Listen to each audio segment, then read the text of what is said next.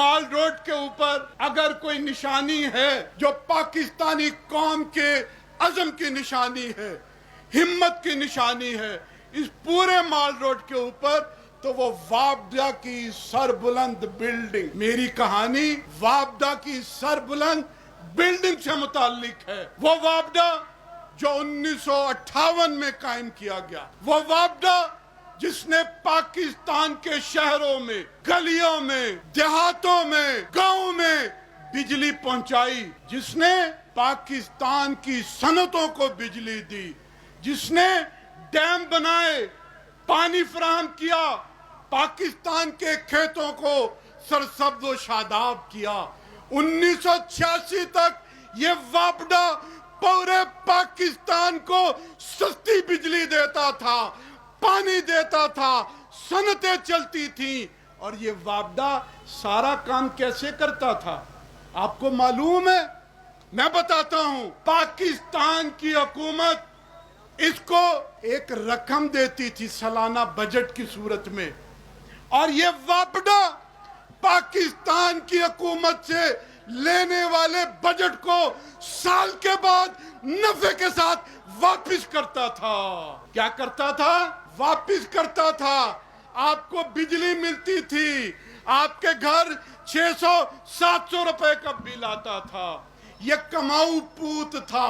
World bank کہتا تھا اپنی رپورٹ میں کہ وابڈا پاکستان کا ایک ایسا ادارہ ہے جو پوری ایشیا کی بہترین مثال ہے۔ سستی بجلی، کماؤ پوت، اپنے اخراجات خود پیدا کرنا اور لوگوں کی فلاح و بہبود، یہ وابڈا کی کہانی ہے۔ پھر کیا ہوا؟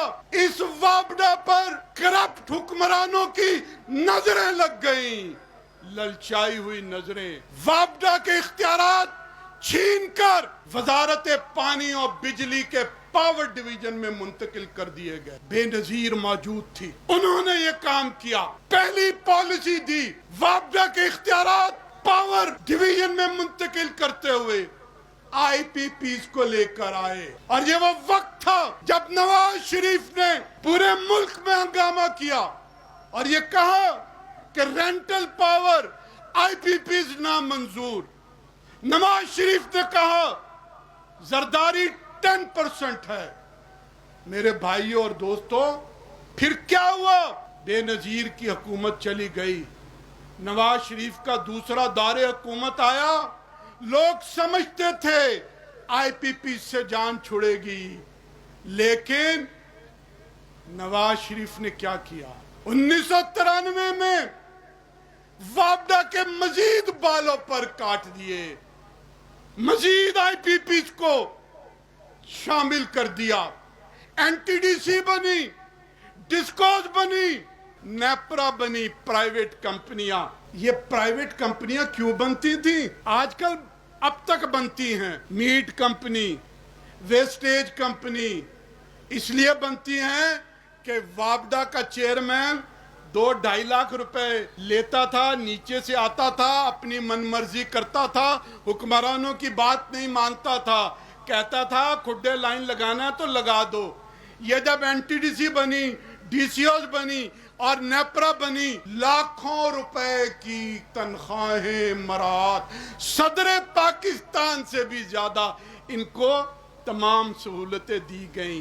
اس لیے دی گئیں کہ ہمیں اپنے کام آسانی کے ساتھ یہ کروائیں۔ کک بیکس، نئے نئے معاہدے، حکومتیں بنتی رہیں، بگڑتی رہیں، چلتی رہیں، لیکن یہ پاور ڈویژن میں بجلی کا کام سونے کا انڈا دینے والی ایک مرغی بن گئی۔ جنرل مشرف صاحب آئے، چیف آف آرمی سٹاف بھی وہ تھے، چیف ایگزیکٹو بھی وہ تھے۔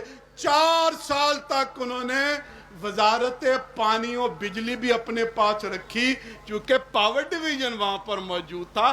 آئی پی پی سے پیسے لینے تھے، کک بیکس لینے تھے، اپنے لوگوں کو جو ہے وہ نوازنا تھا۔ عمران خان صاحب بھی آ کے چلے گئے، 11 پالیسیاں آئیں، چاہے وہ بے نظیر نے دی، نواز شریف نے دی، مشرف نے دی، اور عمران خان نے بھی ان پالیسیوں پر پہرا دیا۔ یہ پالیسیاں کیا تھیں؟ ان کے 3 اہم نکات تھے ان 11 پالیسیوں میں کہ رینٹل پاور اور آئی پی پی سے ڈالروں میں پیمنٹ ہوگی، ہائی چارج ان کو دیا جائے گا، اور سب سے بڑا ظلم کیپیسٹی چارج، کہ ہم نے بجلی نہیں لی تو تب بھی ان کو پیسے دیں گے۔ سیف اللہ ابڑو صاحب سینٹ کے توانائی کمیٹی کے صدر، انہوں نے اپنے ٹی وی انٹرویو میں کہا کہ کیپیسٹی چارجز کہ جو ہم نے بجلی نہیں خریدی اس کے بھی پیسے جو آئی پی پیز کو دیے گئے ہیں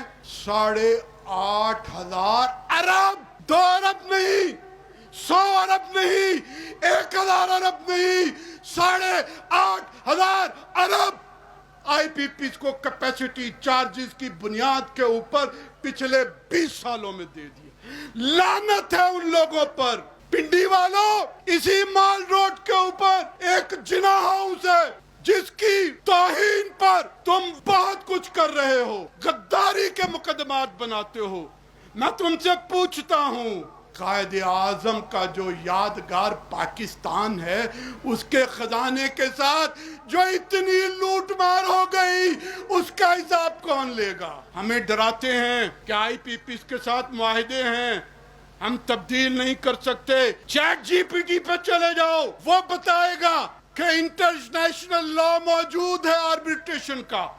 جب کوئی فریق کک بیکس لے اور کوئی فریق زیادہ پیسے حاصل کر لے، دوسروں کی کمزوریوں کو ایکسپلائٹ کرے، تو وہ معاہدے ختم ہو سکتے ہیں۔ اور ابڑو صاحب یہ کہتے ہیں کہ جب یہ معاہدے ہوئے تو فوراً غیر ملکی لوگ تھے، جب انکم شروع ہوئی تو سارے 95% اب پاکستانی ہیں۔